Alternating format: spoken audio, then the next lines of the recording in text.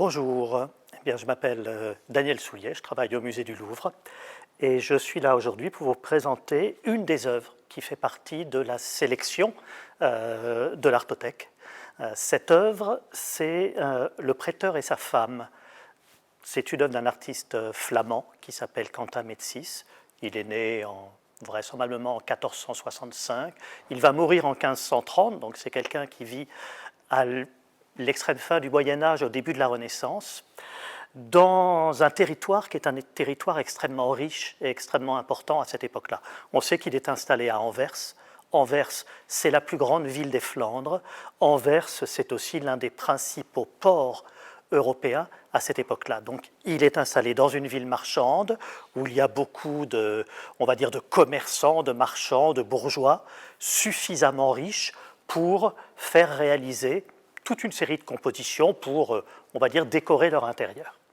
Alors, cette peinture, qu'est-ce qu'elle représente exactement? En fin de compte, on peut la lire de plusieurs manières différentes.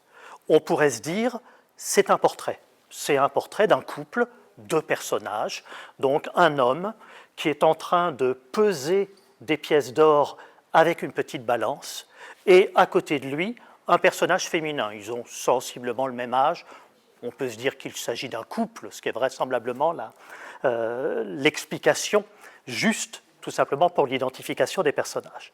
Sauf qu'au début du XVIe siècle, un tableau comme celui-ci, ça n'est pas simplement un portrait. C'est aussi très vraisemblablement une œuvre qui a une valeur morale, c'est-à-dire qui est là pour que le spectateur, quel qu'il soit, se dise « tiens, il y a tel détail ou tel détail qui me fait penser à quelque chose qui va au-delà d'un simple portrait. » Et ça se voit par exemple avec le personnage féminin. Elle est placée sur le côté, et il y a un détail qui est important, elle est en train de feuilleter un livre, et le livre, ça n'est pas n'importe lequel. C'est un livre religieux, puisque c'est un manuscrit qui est décoré avec une enluminure qui représente une Vierge à l'enfant.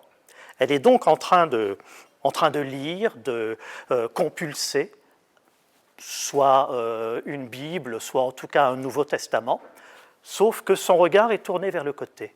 Elle n'est pas en train de regarder le livre qu'elle est en train de consulter, elle est en train d'observer ce que le personnage masculin qui est à côté est en train de faire, en train de compter son or, tout simplement.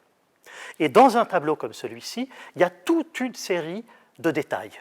Il y a une multitude d'objets, chaque pièce d'or est détaillée, on a un tissu avec des perles, on a un très très joli vase, très vraisemblablement en cristal de roche, donc un matériau très précieux à cette époque-là. On a un miroir, le miroir c'est le symbole de la réflexion de soi-même, on se regarde par l'intermédiaire du miroir.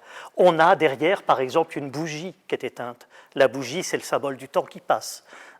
Donc on a toute une série d'éléments qui nous amènent à vraisemblablement une explication du tableau qui est peut-être un portrait de personnages réels, mais qui au-delà a une valeur morale. Et cette valeur morale, elle vous dit tout simplement, faites attention de ne pas vous détourner de la religion, parce que s'intéresser aux choses les plus banales de la vie terrestre, que sont les richesses, les beaux objets, l'argent, ça vous éloigne tout simplement de la pensée divine et ça vous éloigne de ce qui dans votre vie a le plus d'importance.